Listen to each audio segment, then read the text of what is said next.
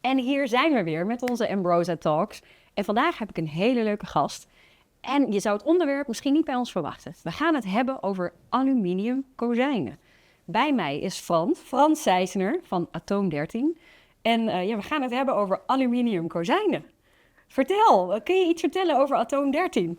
Ja, zeker. Misschien heel erg leuk om mee te beginnen is Atoom 13. Waar komt dat nou vandaan, die naam? Hè? Dat is een bijzondere naam.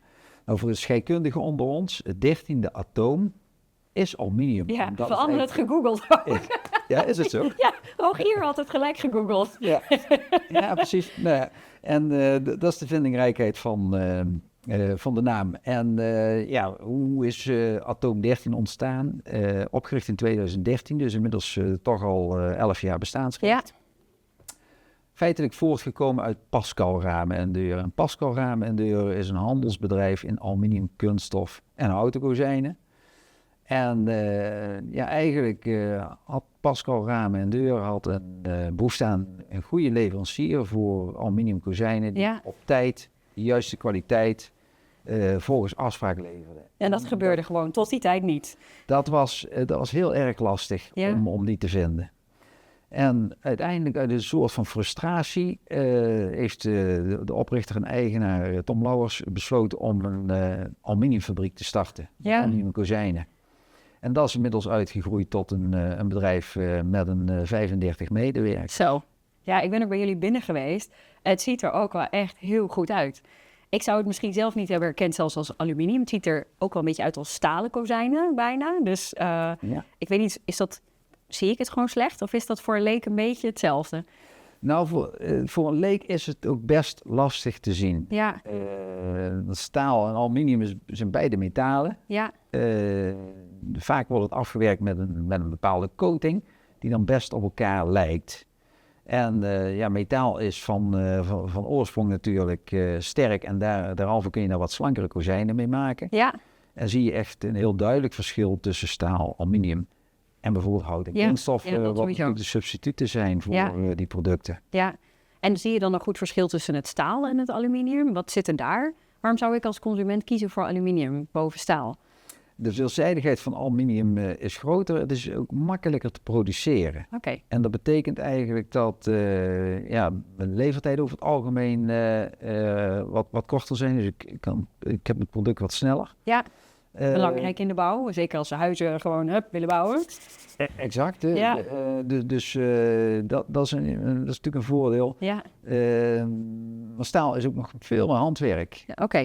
En dat maakt het dus duurder. Dat maakt het ook kostbaarder. Ja, dus als je van die mooie stalen deuren wil, dan kun je beter mooie aluminiumdeuren kiezen. Dat is ook vaak het alternatief wat dan gekozen wordt. Ja.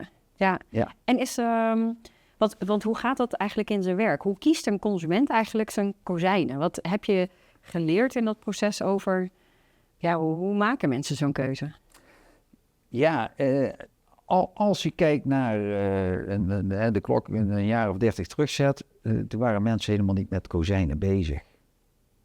Ik ga een huis bouwen en wat vind ik belangrijk? De badkamer, de keuken, de tegel. Ja. Maar weet je, die kozijnen, die zet die aannemer er wel. Ja, krijg je van die lelijke kunststofdingen waarschijnlijk, van die, Of thuis ook. Ja. Nog. Of hout. En wat je eigenlijk ziet is dat in de architectuur dat de laatste jaren heeft opgepikt. En als je kijkt naar de meest hoogwaardige kozijnen, dat zijn eigenlijk aluminiumkozijnen. Ja. Sterk, slank, onderhoudsarm. Ja. Je kunt er eigenlijk heel veel oplossingen mee maken waar je grote kozijnen met veel glas van die puien waar je helemaal door... dus uitermate geschikt ook voor grote kozijnen. En de architectuur heeft het opgepakt. En langzaam zie je het met name op die consumentenmarkt ook doorkomen. Waarbij het, zeg maar in het verleden, in ieder geval hier in Nederland, altijd voor utiliteitsbouw gebruikt werd. En nog steeds heeft het in de utiliteitsbouw het grootste marktaandeel. Ja, en de utiliteitsbouw zijn kantoren en dergelijke, vanwege de onderhoudsvrijheid en zo. Exact, ja. Ja, goed, en dan zeker op het moment dat je naar gestapelde woningen gaat, dus noem maar appartementen, dan is aluminium vanwege het feit dat het onderhoudsarm is ook een product wat vaak de voorkeur geniet. Ja, dat snap ik. Je gaat niet naar buiten met je laddertje op je appartement. De Vereniging van Eigenaren moet dat doen, dus dan is het prettig dat dat gewoon onderhoudsarm is. Onderhoudsarm en uiteindelijk kijk je naar de total cost of ownership. Ja. Elke 6 jaar schilderen met een hoogwerker, dat kost natuurlijk een hele hoop geld. Ja, dus liever gewoon aluminium kozijn. En hoe, aan wie lever je in eerste instantie? Lever je, want utiliteitsbouw is jullie grootste klant dan, dus met name aannemers of is consumenten zijn jullie grootste klant eigenlijk? Voor ons geldt eigenlijk dat de eindklant een consument is. Ja.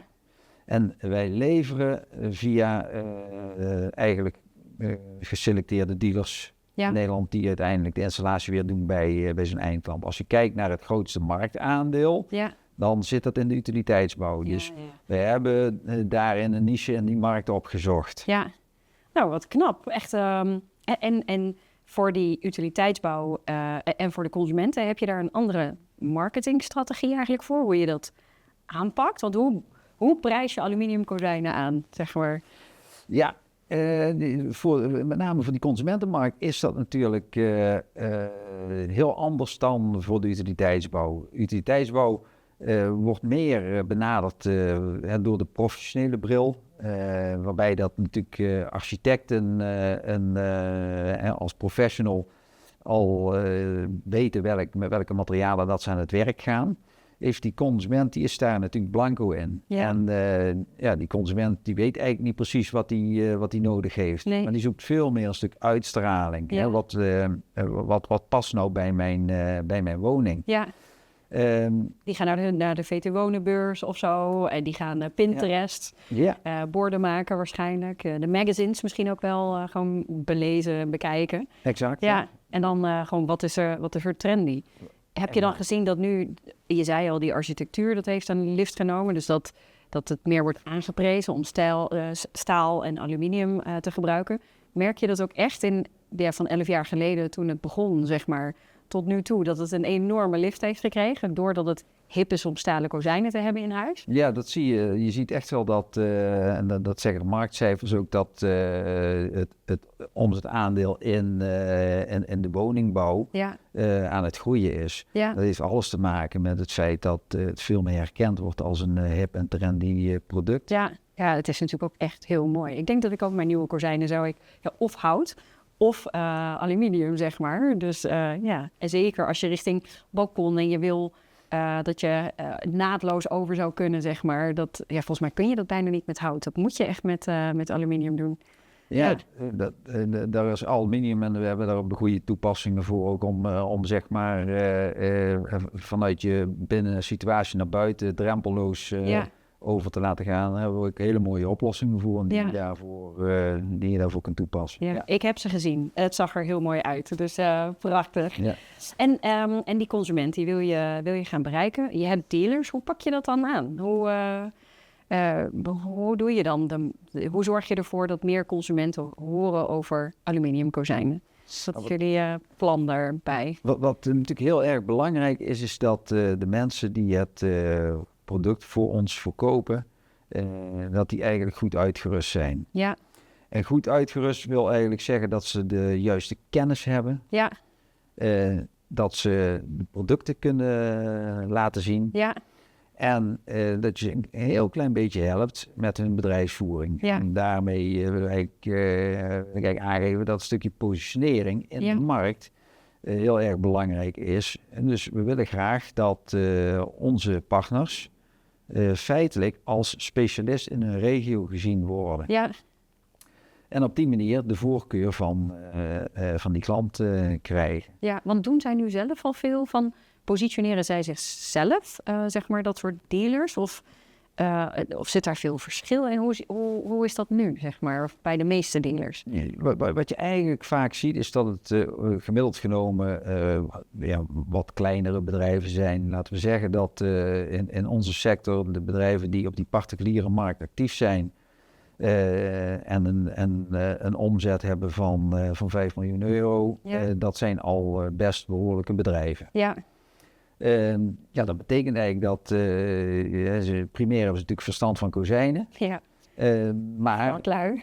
ja, het zijn vakmensen. Ja, En uiteindelijk is natuurlijk de manier waarop dat je producten onder de aandacht van je klant brengt, is natuurlijk ook heel erg belangrijk en wordt steeds belangrijker. ja, Dus wat je ziet is dat er veel meer aandacht is voor het stukje marketing. ja.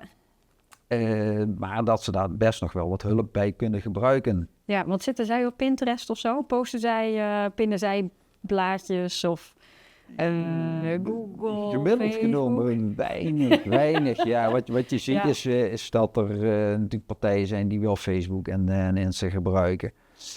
Pinterest is denk ik nog wat onderbelicht. Ja, Nou ja, de mogelijkheden van TikTok, daar wordt nog helemaal niet naar Nee. gekeken bijvoorbeeld. nee.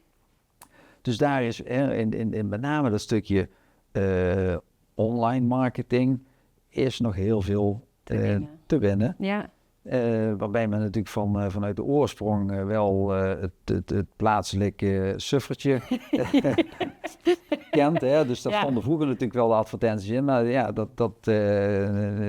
het is nu compleet anders aan het worden. ja, en die klantenreis duurt ook wel wat langer. Dus vroeger had je dat suffertje, dat kwam een paar keer terug. En nu hebben mensen gewoon een keer Pinterest, een keer Google, met de buurvrouw of ergens een mooi pand wat gebouwd is. En dat ze gaan kijken, waar komt dit vandaan? Dus er zijn heel veel verschillende touchpoints of momenten. En allemaal leidt dat ertoe dat ze misschien 2 jaar later, als ze zelf een kozijn nodig hebben, dan een keuze gaan maken. Ja. Ja, Nou ja, dus wat je zegt, hè, dus er zijn veel meer aspecten van belang. Hè? En inderdaad, mond-op-mond reclame is een hele belangrijke in de sector en in de bouwsector. Ja, iedereen die wel eens een keer gebouwd heeft, die weet ook dat je, als je gaat bouwen, wel een keer een tegenvaller hebt. Ja. En dan is het wel fijn op het moment dat je door iemand aanbevolen bent. Ja, dat het gewoon betrouwbare partijen zijn. Ja, daar gaat het natuurlijk wel om, want dat slaapt een stuk gerust. Ja, zeker die kozijnen. Die wil je niet opnieuw laten doen. Ja. Ja. Hey, en je hebt dan een aantal dealers. Hoe ver zijn mensen bereid om naar een betrouwbare dealer toe te rijden? Wat is eigenlijk de straal voor een consument dat hij daar binnen zoekt? Heb je daar een idee bij? Of? Wij hebben er gevoel bij dat binnen een straal van 40 kilometer zou moeten zijn. Half uurtje rijden, zoiets, zo binnendoor. Ja. Ja. En een beetje afhankelijk van de aankoop. Hè? Dus stel ik heb een nieuwe voordeur nodig, dan zal ik binnen het half uur een partij proberen te zoeken. Ja. Maar ja, ik ben bezig met een nieuwbouwwoning en ik heb een kavel gekocht van 600 vierkante meter. En dan Dan heb je redelijk wat kozijnen nodig.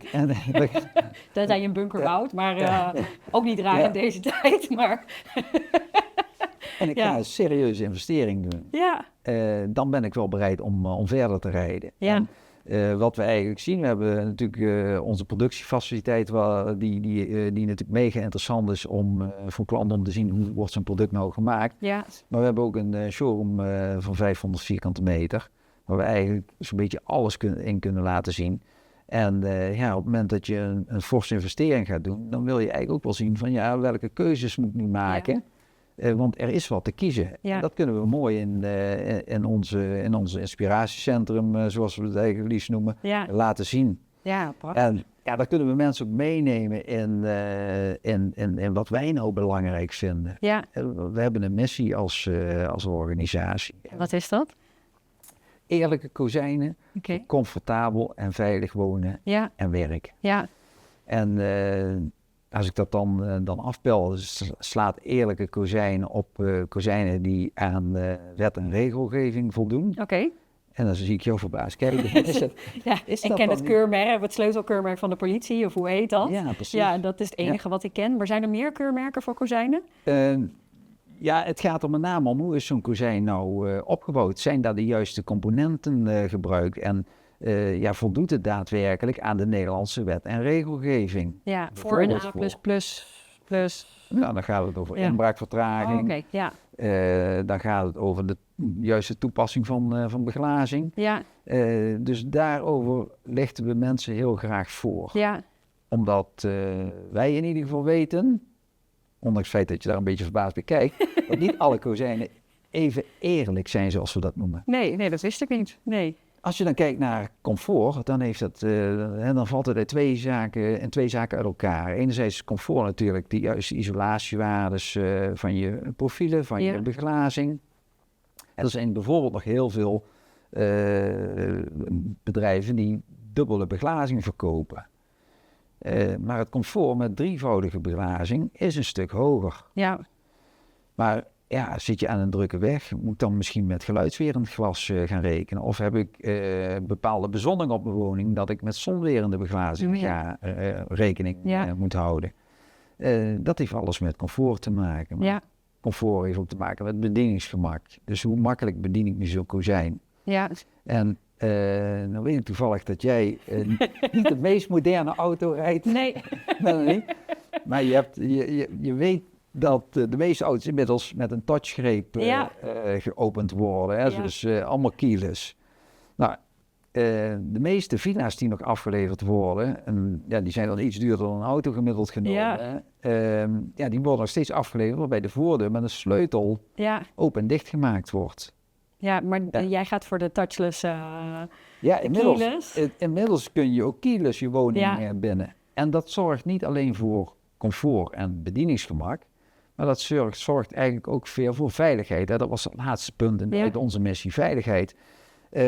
Heeft ook te maken met, hoe weet ik nou zeker dat mijn deur 's nachts ook afgesloten is? Ja, of een pakketje, of oudere mensen, dat je nog iemand binnen kunt laten. Ja. Of een huishoudster die je toe kunt laten in bepaalde blokken of uren. Dus ik snap wel dat het heel waardevol kan zijn, inderdaad. Ja. En veiligheid heeft dan ook te maken met, ik had net al even over wet en regelgeving, waar een bepaalde basisveiligheid in Nederland is geregeld op het moment dat je het hebt over nieuwbouwsituaties waar het bouwbesluit van toepassing is. Maar dat is feitelijk de ondergrens. En je kunt je kozijnen eigenlijk ook beter beveiligen. Maar er wordt nog vrij weinig over gesproken. En dat beter beveiligen, zeg van is dat dan nodig? Nou, wij kunnen dat in ons inspiratiecentrum laten zien waarom dat belangrijk is. Ja. En in hoeverre dat een kozijn met basisveiligheid afwijkt van een kozijn met extra veiligheid. Ja. Dus daarom vinden we dat belangrijk om dat te vertellen. Ja, dit storytelling, want je vertelt me allemaal dingen die voor mij nieuw zijn. Maar het is wel dus heel eigenlijk belangrijk dat zo'n dealer dat goed naar de consument weet over te brengen. Exact. Zodat zij ervoor kiezen om het niet zomaar bij Jan en Alleman te halen, maar naar een getrainde dealer toe te komen die weet over die producten, die het kan laten zien. En die mensen dus een eerlijke keuze kan laten maken op basis van budget en wat ze zelf willen. Exact. Maar dat ze het wel kunnen afwegen. Ja. Exact, dat is heel erg belangrijk. Ja, en hoe train je dan die dealers? Want dat lijkt me best, ze moeten dat hele pakketje meekrijgen. En ze moeten het ook af kunnen wegen tegenover hun andere producten die ze verkopen. Nou, laat ik zeggen dat onze dealers, dat zijn in beginsel natuurlijk allemaal al professionals in de kozijnwereld. Ja. Maar je kunt natuurlijk niet alles weten. Nee. En dat betekent dat je de specifieke zaken die op aluminium van belang zijn en waardoor aluminium zich feitelijk onderscheidt van haar substituten, kunststof en hout, dat je dat goed met elkaar moet bespreken. Ja.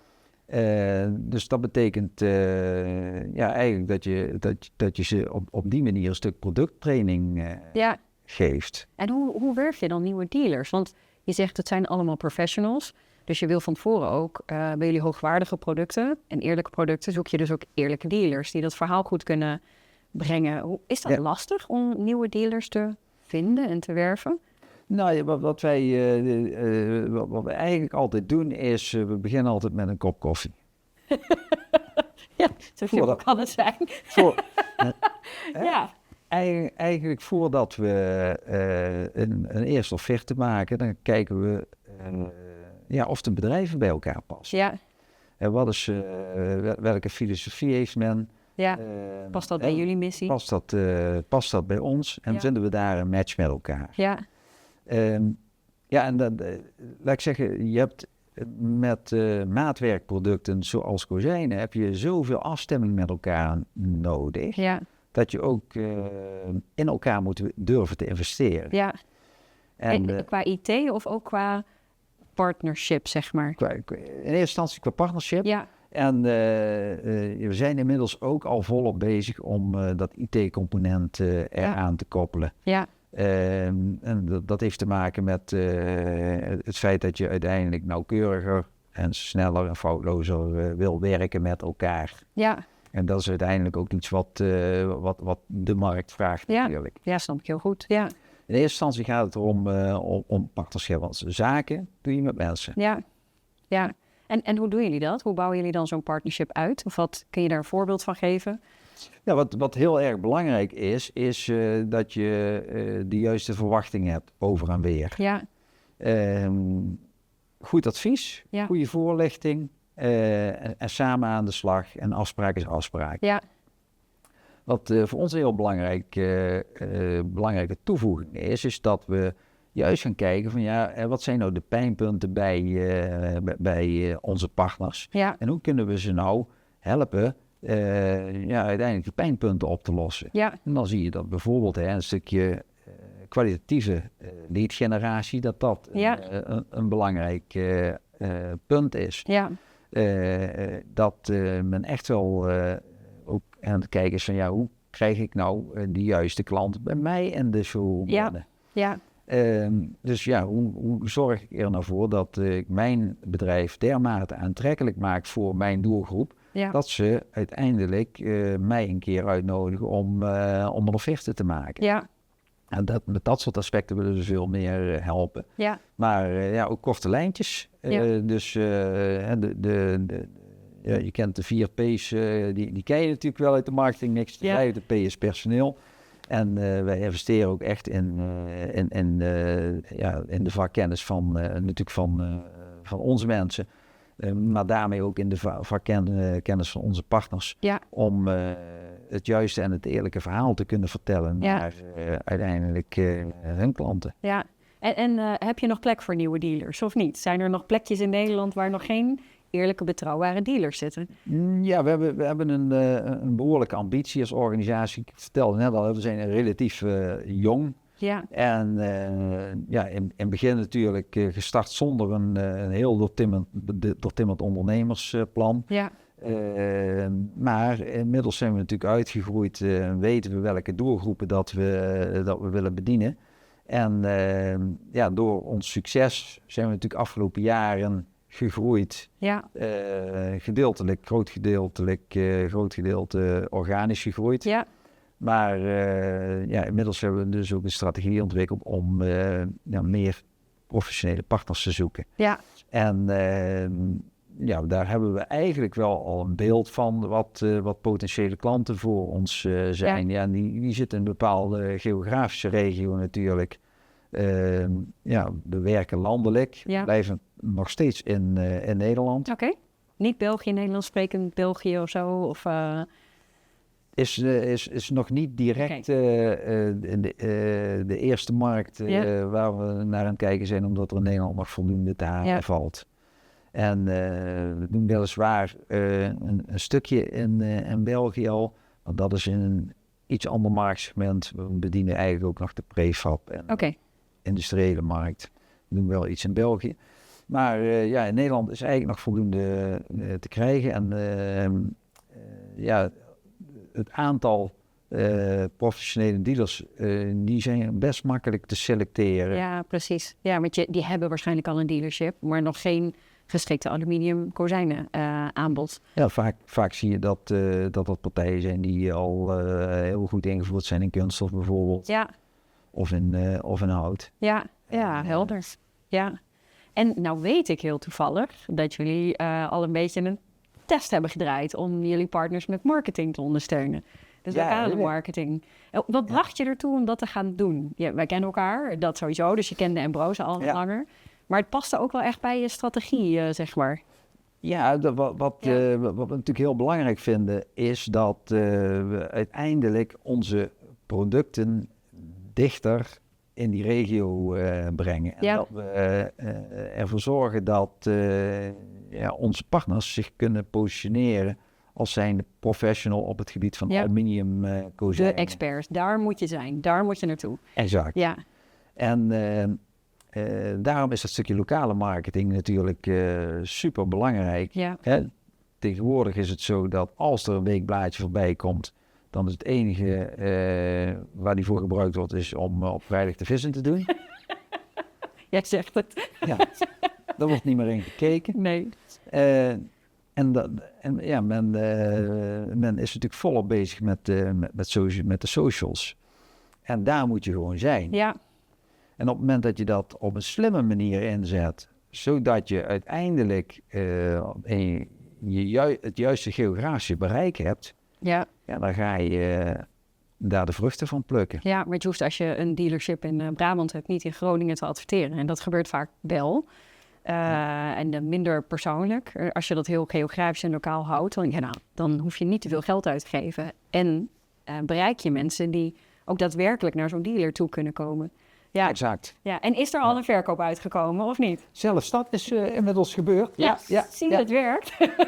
Ja, absoluut. Ja, Absoluut, ja. wat leuk. En wat waren de reacties? Want die partners, die worden door jullie gebeld van, goh, we hebben iets. Wij gaan iets met jullie doen, we gaan jullie helpen met marketing. Ja.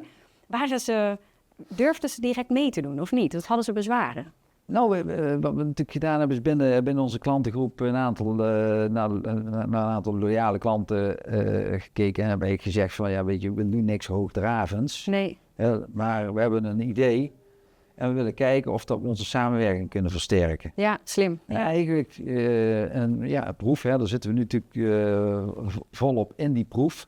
Laten we nou samen gaan kijken en gaan leren dat op het moment dat we onze online activiteiten net iets anders inzetten dan dat we dat gewend zijn, Ja, dat we tot een concept komen dat het ertoe maakt dat we ons beter in de markt zetten. ja, En uiteindelijk moet je wel kijken van past dat bij zo'n partner? ja, En beide partners die hebben wel iets met online marketing, hebben daar ook uiteindelijk wel capaciteit voor binnen de organisatie om dat op te pakken. ja. En we waren eigenlijk enorm enthousiast om die proef te gaan doen. Wat je ziet is dat alleen al door de aanpak, dat er natuurlijk heel veel ideeën komen Ja, om uiteindelijk je bedrijf beter in de etalage te zetten. ja, dus het wakkert ook iets bij hen aan, zeg maar. Absoluut. Ja, Ja, absoluut. dacht het leuk. Kijk, Ja, op het moment dat je met enthousiasme met iets bezig bent ja. en je ziet dat er resultaat uitkomt, Ja, en je krijgt je verkopen, dan Exact. huppatee, ja. dan geeft dat geeft natuurlijk energie, maar het geeft ook inspiratie. Ja. En zie je het in de cijfers terug? Ik weet niet of ik dat mag vragen, maar ik ga het gewoon vragen. Anders knippen we het eruit. Ja, zeker. We zijn natuurlijk relatief kort van start gegaan. Ja. Maar wat we eigenlijk zien is dat de omzet bij de bedrijven waar we de proef mee aan het doen zijn, toch met ik denk wel een 30-40% gegroeid is. Oh, echt? Ja. Ja, we zien ook altijd 30% zo'n beetje bij klanten dat het groeit. Maar ik wist de cijfers nog niet. Die hoor ik nu. Is het heel leuk? Ja. Zet? Cool? Ja. Dus, en dat is natuurlijk met het hele pakket. Ja, dat is niet alleen de marketing. Dat is natuurlijk alles. Maar je doet iets doordat je zegt, ik verkoop niet alleen producten aan jou, maar ik help jou om producten te verkopen. En samen gaan we winnen. En als je die insteek hebt, dan kom je daar ook echt samen sterker uit. En dan gaat een klant ook eerder jullie adviseren. Want jullie zijn degene die wel helpen. En de andere kozijnen toeleveranciers nog niet of niet. Dus dus dat is mooi. Ja, wat tof. Ja. Ja, heel cool. En hoe doe je het dan? Want er is wel wat voor nodig. Want je hebt wel dat storytelling verhaal, dat weten jullie heel goed. Doe je de marketing helemaal in huis, zeg maar, die verhalen maken? Of besteed je dat uit? Dus dat ze ook deelbaar zijn? Ja, wat we eigenlijk doen, we hebben een marketing-communicatie medewerker in dienst. En we hebben daarnaast een extern marketing- en communicatiebureau. Ja, XCOM in Venlo volgens mij, toch? Ja. Dat klopt. Ja. En we trekken eigenlijk gezamenlijk met zaken op. En zij pakken zaken voor ons op. En bepaalde zaken pakken we zelf op, doen we zelf. Ja. Ja. Ja, het is wel mooi dat je wel specialisten zoekt. Ja. Maar je hebt wel iemand in huis nodig die de dingen gewoon... Ja, een soort projectleider en kartrekker. Exact. En die dingen uitzet en monitort. En ook bijhoudt of het rendabel is om ermee door te gaan of niet. Ik bedoel, dat moet je ook altijd beoordelen. Ja. Ja, en dat betekent eigenlijk ook dat we toch ook naar KPI's aan het kijken zijn. En aan het kijken zijn van hoe kun je nou, als je bepaalde zaken met cijfers inzichtelijk maakt, hoe kun je er nu voor zorgen dat die ook in de loop van de tijd gaan verbeteren? Welke acties werken wel, welke acties werken niet? Ja. Want je kunt feitelijk je marketing- en communicatiebudget kun je euro maar 1 keer uitgeven. Ja, en je weet dat je dingen verkeerd uit gaat geven, bij voorbaat al. Alleen het is dus leren, zodat je steeds slimmer en beter daarin wordt. Exact. Ja, en het voordeel van online is dat je bijna alles kunt doormeten. Dat is heel... en zeker in jullie geval met alle orders die van de klant komen. Dus je weet exact wat er binnenkomt. Ja, te gek. Heel leuk. En als je nou terugkijkt, had je iets eerder willen doen aan marketing, zeg maar? Had je iets eerder op willen pakken?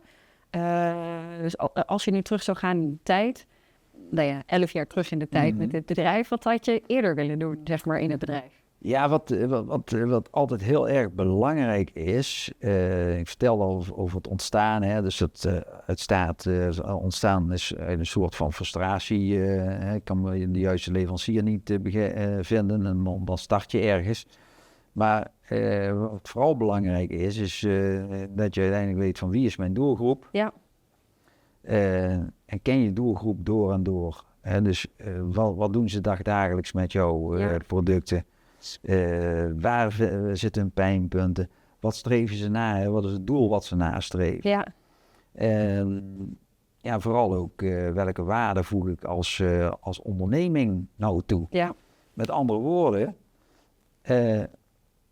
waar zou mijn klant van wakker moeten liggen als ik er morgen niet meer ben als bedrijf?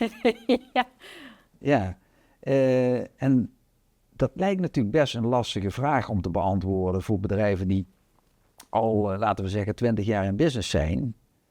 En die denken van waarom zouden ze nou bij mij kopen?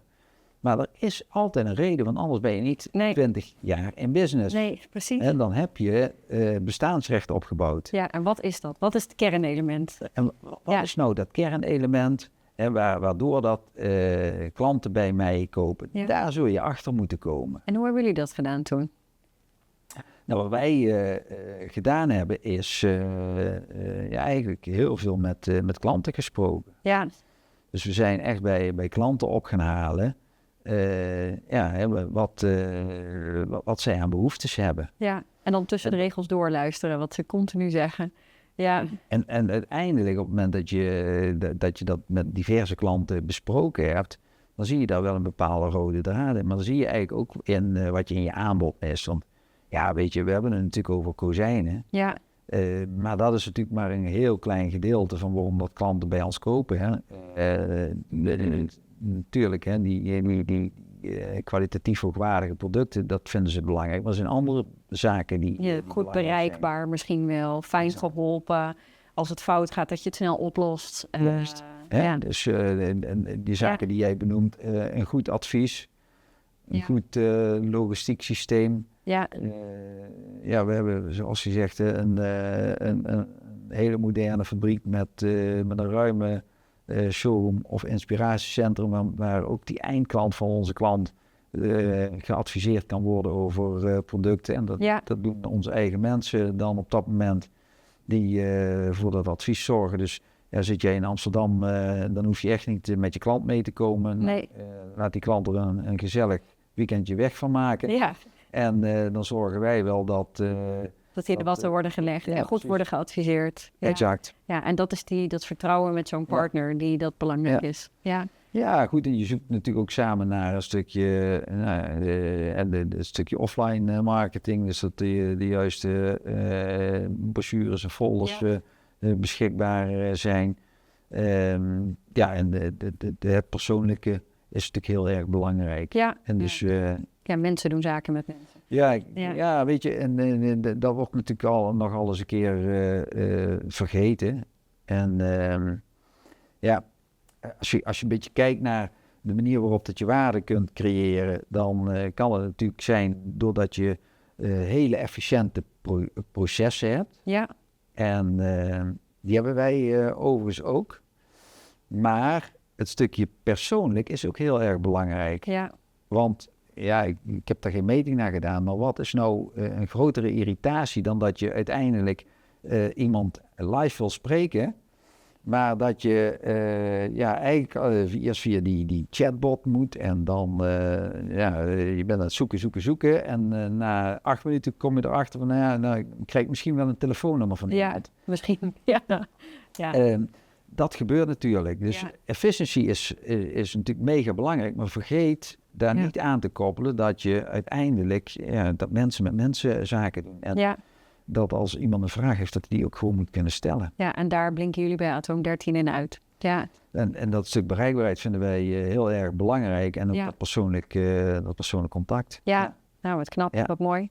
En wat had je dan eerder willen doen, die doelgroep onderzoeken? Had je dat eerder, scherp willen hebben? 11 jaar geleden al, zeg maar? Ja, dat was jouw vraag. Ja, laat ik zeggen dat die doelgroep scherp hebben heel erg belangrijk is. Maar we zijn ook een groeiende organisatie. En dat betekent eigenlijk dat je ook je capaciteit, je productiecapaciteit moet mee kunnen groeien met... je moet het optimaliseren. Ja. Exact. En gek genoeg is het dan zo dat we niet altijd nieuwe klanten kunnen gebruiken. Nee.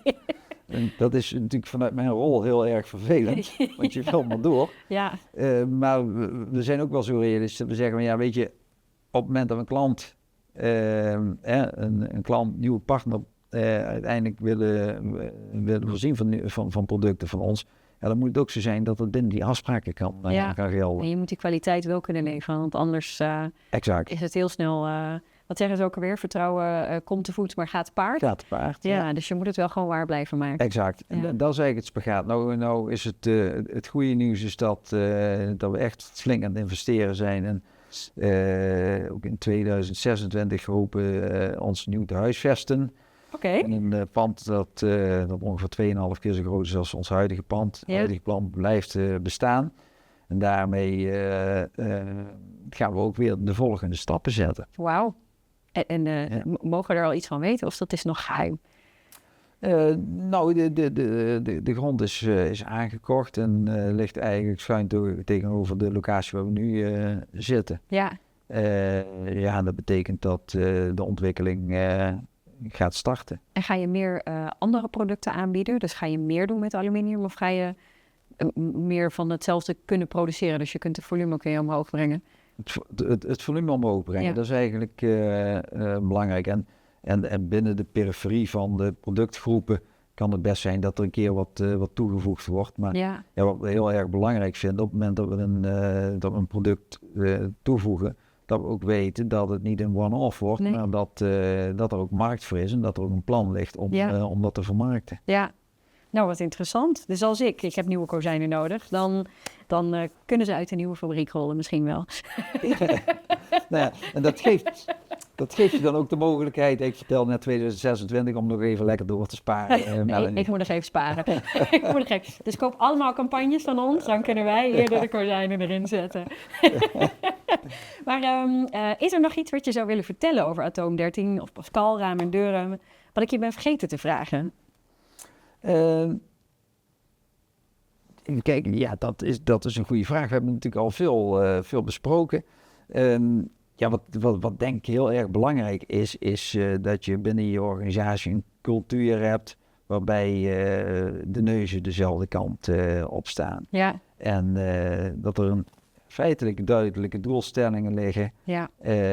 En die uiteindelijk ook weer vertaald naar wat dat nou betekent voor de doelstellingen van alle mensen. Ja. En dat je ook samen je successen viert. Ja. En dat is denk ik heel erg belangrijk om uiteindelijk ook succesvol te zijn. Ja, en hoe vieren jullie dat? Wat is je laatste, hoe hebben jullie dat voor het laatst gevierd, zeg maar? Met worstenbroodjes. Oh ja? Brabantse worstenbroodjes, dat hoort natuurlijk. Ja, dat is goed. Dat hoort er Altijd natuurlijk lekker. bij. Ja. Ja, lekker hoor. Ja. Nou, mooi. En stel nou, je zou iemand na jou op de bank willen zetten hier zo. Dus in een volgende opnameserie. Wie zou ik moeten interviewen? Wie van welke persoon denk je van, nou, die heeft een tof marketingverhaal. Iets met de lokale marketing of branding. En dat je denkt, daar zou ik wel meer van willen weten. Hoe doen zij dat? Ja, ik heb meer een hele bijzondere ondernemer in gedachten. Oké. En Jort Tosserams, Nee, ken ik niet. ken je niet. Sorry, hoor. Nog niet. Nog niet. Is in die zin een bijzondere ondernemer. Is CEO bij Ewels Cargo Care geweest. En maar inmiddels al ik denk 15 jaar geleden. Is hij een bedrijf overgenomen in glas. Hij heeft inmiddels ook een bedrijf in de transportsector. Oké. In de thuiszorg. Oké.